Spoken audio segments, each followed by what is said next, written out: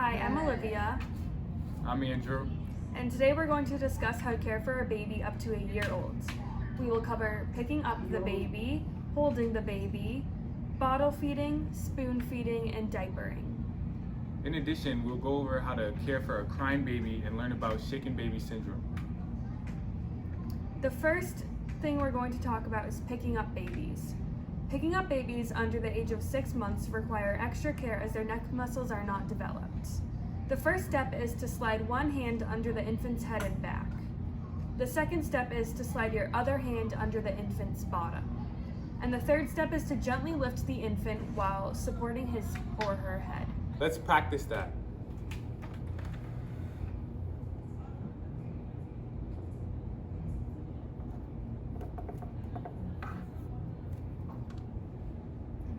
All right, why don't you guys try?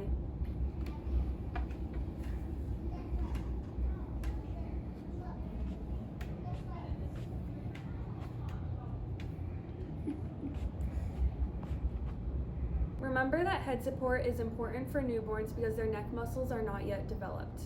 Also be careful to not touch the soft spots of the baby's head. Next, we're going to talk about how to hold a baby. Most babies like to be held, so remember to ask the parents how their child likes to be picked up and held. First is the cradle hold, which is used for feeding an infant, which is what we already have been practicing. The second is the shoulder hold, which works well if you're trying to walk a baby or calm a baby down. Always remember to support the head, neck, and back.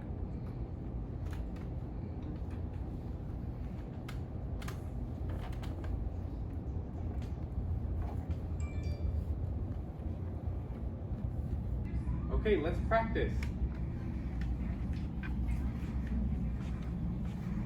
Good. Next, we're going to talk about bottle feeding. When bottle feeding, you start with washing your hands and gathering the supplies. Next, you warm and prepare the bottle as the parents directed. Make sure you shake the bottle to make sure it is heated evenly. Test the temperature on the inside of your wrist to confirm it is lukewarm and not hot. All right, we don't have an actual bottle to feed the baby, so we're going to pretend that this spoon is a bottle while I demonstrate. So first, you're going to rest the baby comfortably on your lap in the cradle holds mentioned earlier. You want to make sure that the infant's head is higher than their shoulders to prevent choking.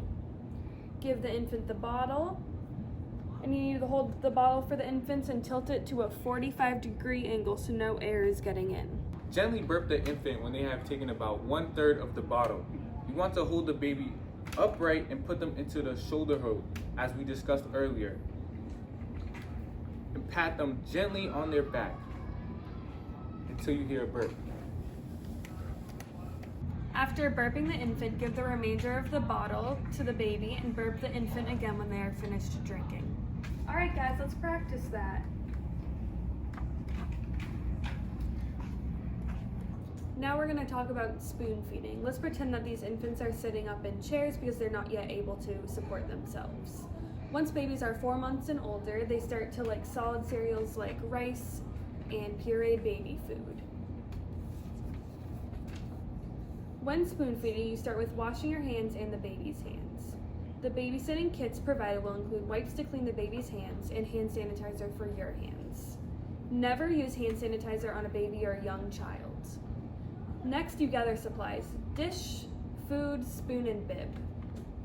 Now you want to warm and prepare the food as the parents directed.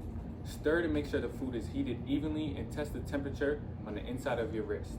It is best to heat for less time, stir, and then heat longer if needed. Put the child in the high chair and buckle the safety belt securely. You never want the baby to fall. Put a small amount of food on the tip of the spoon and feed the child. Remember that infants who are just beginning to eat from a spoon may seem to be pushing the food away as they are still learning to swallow solid food. This is a big transition from milk to solids. Be patient and keep feeding them as long as they seem interested. When you are done feeding, wash the child's hands and the face and wipe up any food that was spilled. Then wash your hands. Okay, let's practice spoon feeding.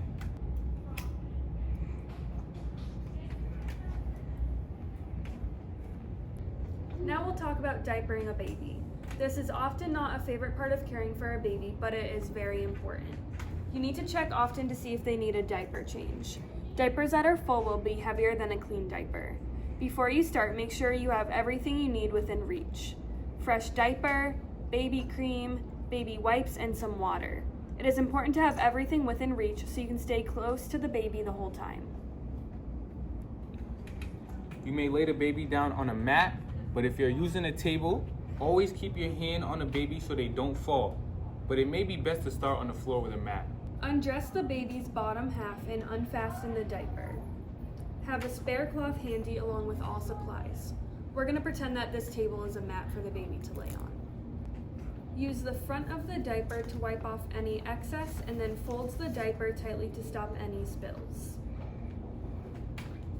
We don't have all of the supplies on hand, so we're going to just act out some of these parts. Gently cleanse the baby's bottom using baby wipes. To wipe the back of the baby's bottom, hold the baby by their legs gently with your fingers between the ankles. Open a clean diaper with the fastening tabs towards the top. Lift the baby again by the ankles and slip the diaper under their bottom.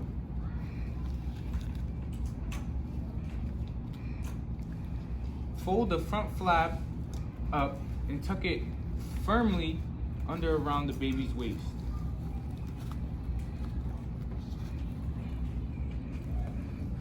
Secure each tab.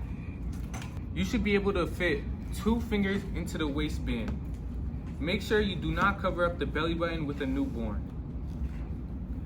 And once you dress the baby, secure the baby in a safe place like a bouncer or a play mat. Get rid of the dirty diaper and wash your hands. Let's talk about what to do if the baby is crying. Crying is a form of expression for infants, but it is also natural for babies to cry even when nothing is wrong.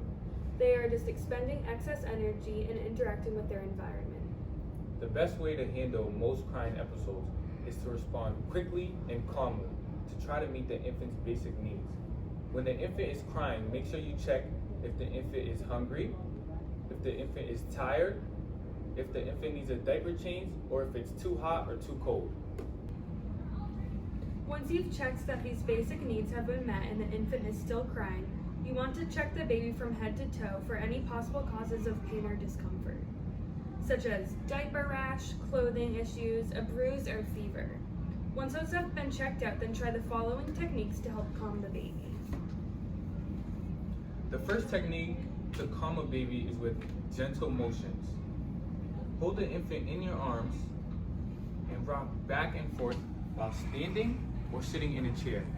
You can walk while holding the infant in your arms, push the infant in a stroller, dance quietly with the infant, or even talk softly to the baby.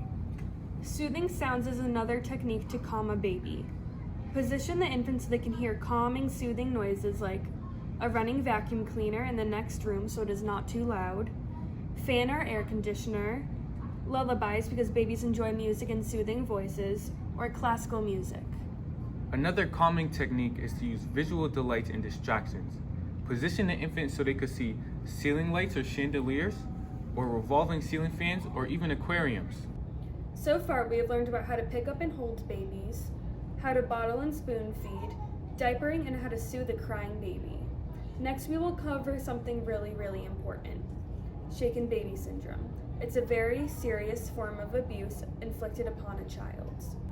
It usually occurs when a parent or other caregiver shakes a baby out of anger or frustration, often because the baby will not stop crying.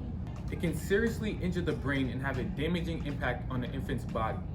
Some of the immediate effects are mild, some are severe, including permanent brain injury and death. But all can have a lifelong effect. Remember, the growing bodies of infants are still developing, so it is easy to injure them. The size and weakness of an infant's body make the infant at risk for injury. Shaking an infant just one time can have lifelong effects on the infant's body and ability to learn.